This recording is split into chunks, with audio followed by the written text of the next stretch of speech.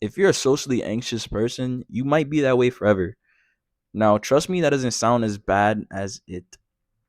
Wait, that isn't as bad as it sounds. There we go.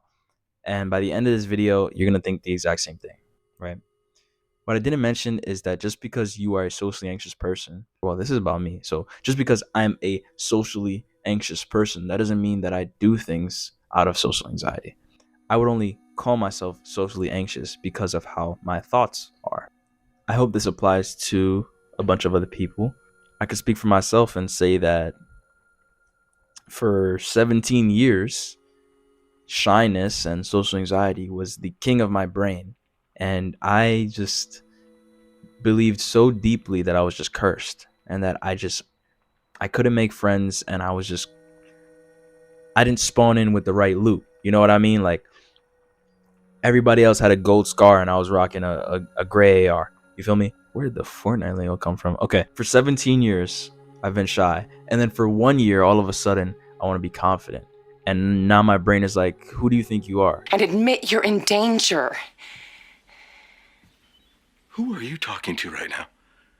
And my brain continues to push out these shy thoughts because it's just so used to following them. It's just so used to it creating them and me following them. you know it's kind of weird to call my brain a it. Isn't my brain me? So for context, the experience that enlightened me to this is my last psychology class. It's not that crazy, is it? Okay, my last psychology class, where we were talking about personality traits and talking about how, based off how you were raised, you could have certain personality traits. So whether you might have a temper, or you might have you might be more prone to anger, you might be more prone to frustration, or you might be prone to more anxiety, and specifically in my case, social anxiety. And what was going through my brain while hearing this was like, damn, that sucks, because you can't really control it, right? At least as a kid, you can't control your environment and what gets fed to your little brain. But the truth is, like, once you get to a certain age, or at least speak for myself, like once I got to a certain age, I was able to start to challenge my thoughts. Like another version of me just formed out of nowhere. I really don't know why exactly, but something just snapped inside of me that just wanted more control, and I wanted to stop blaming my problems on my tendency to be shy, my tendency to be socially anxious. And so that's when I started to observe it. I knew it was there. So every time I continued to be socially anxious or shy, I would feel regret. I would only feel regret because there was another side of me that wanted to do something differently. That's what regret is. You want to do something differently. I don't think I would feel regret if I didn't have a different perspective on it. Even though I didn't follow that, confident version of myself, and those thoughts, they still existed in my brain. So I still, thought about how things could have been if I just listened to that version of myself. And so I felt regret for not doing that. So after, feeling a lot of regret for a while, I think that's where I snapped, and then I wanted the control. So I actually found the answer. All right. So then I started to listen to that confident version of myself, and I won't lie to you, it was really hard at first because, like I said, 17 years versus 1. It's really hard to just all of a sudden just tell your brain you're doing something else this time. Like, it sometimes feels like damn near physically painful. Like, it feels wrong. You start feeling like you're breathing weird, and you feel so strange. Like all your muscles just feel strange. Like you're having like a minor shutdown, or like it just doesn't feel right. It feels so wrong. That's the best way I could describe it. It feels so wrong to literally a physical degree, by changing your mentality, by not listening to what you're so used to. And it's just so crazy to me. And this physical feeling, it definitely gets better over time. You don't every time, or at least I didn't every single time I chose to be confident, feel the exact same way, because I started getting more used to it. And the biggest thing was that every time I was confident in a social situation, it was always better than the results I had over 17 years of being shy. always better. Like there was not a single time where I was shy that was better, or a result from being shy that was better than a result from actually believing in myself, you know, believing in my ability to do something, to do anything, even if I haven't done it before. Because of course I had never been confident before. It took doing it for the first time, just that curiosity and, okay, what could be different? Like what could my life be like if I listened? And finding that out for myself, then I started to see, okay, that's way more worth it. Like that sucked. It felt terrible, but it doesn't suck as much as not doing it at all. It doesn't suck as much as the feeling of regret from staying in my shell. Of course, over time, if I keep listening to this confident version, I'll become more confident naturally. And I feel like up to now, I've done things to a point where I shouldn't ever feel, or at least if you're really zooming in on these exact things I've done, logically, I shouldn't ever feel shy again or social anxiety again. But on the other hand, thinking about it in a larger sense, it actually makes sense that even though I've done all these things that, you know, were really confident, that I still feel shyness, that I still have socially anxious thoughts, right? And that's why I call myself still a socially anxious person. Because if for so long I listened to these thoughts, that made me feel small. I listened to these thoughts that made me feel like I wasn't enough to make a friend, to have a certain interaction, to have a conversation.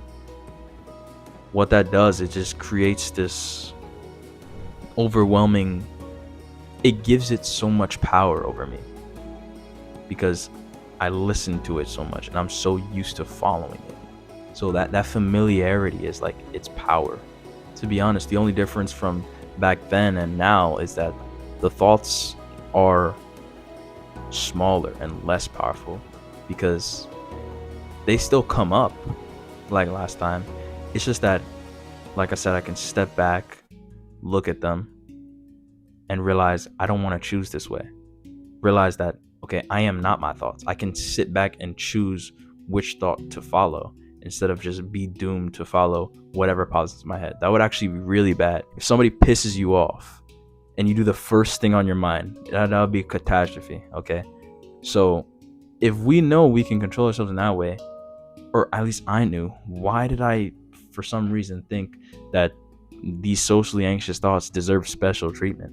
This version of me deserved to be listened to, right? I think I have two different versions of myself, a socially anxious version and a confident version. And I've only recently started being the confident version. So matched up with those crazy amount of years being the socially anxious person, you know, it's nothing compared to it.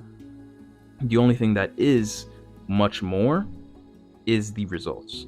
The experience itself, you know, the time that I've been like this is nothing compared to, you know, the latter. Get it, like the former, the latter.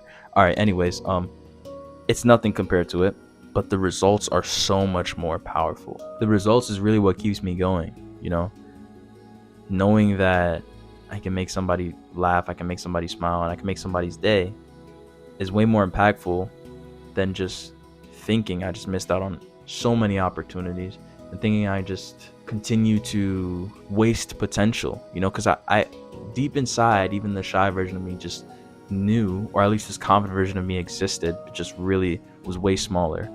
I knew I could be more than what I make myself out to be. I knew I could do better. I knew I could make an impact on somebody. To be honest, if somebody, you know, if the people around me describe me today, they probably wouldn't even think of me as socially anxious. But if I were to describe myself, I would still say it. Because like I said, the thoughts still come up so much. The only difference is that I just don't listen to them as much. I listened to them so much before that I felt a false sense of safety, you know, choosing them because I was just so used to it. There's safety and familiarity, even if that safety isn't really safety, because in choosing to stay the same, I'm just losing so many opportunities and I'm losing way more than I'm gaining. I'm not gaining anything, so I'm not gaining any safety. I'm just gaining more regret. So, you know, I hope none of you fall into the trap where you believe you're doomed. Now, a lot of people, you know, go through a lot of different things, and I bet I can't relate to, you know, every single one of y'all. Y'all might have some really like crazy experiences, but you know, I really hope this is applicable to you. You know, no matter how bad it seems, you know, no matter how much you feel like you need to be one way, how much you feel like you're cursed to have a certain personality trait. Like, I want to let you know that it is possible. Like, I just have my own testimony to back it up, that it is possible to go from a point of being consumed by it to being able to not only step back and observe it, but to choose otherwise. It's gonna suck at first. It's gonna feel so bad that you're gonna be like, maybe this isn't for me, but just keep going. Just keep going through with it, because deep down you know that you probably feel regret every single time you succumb to this tendency you have, this whatever personality trait you have a tendency to exude. And you can choose differently over and over and over, to the point where the people around you wouldn't even think you're X, whether you're anxious or you're angry all the time or you're sad all the time. Yeah, I got my point across there. What do y'all think? Maybe I'm pretty good at this. Maybe I should make like a YouTube channel, like post this on there. That's a good idea, right? I think that's a good idea. Peace out.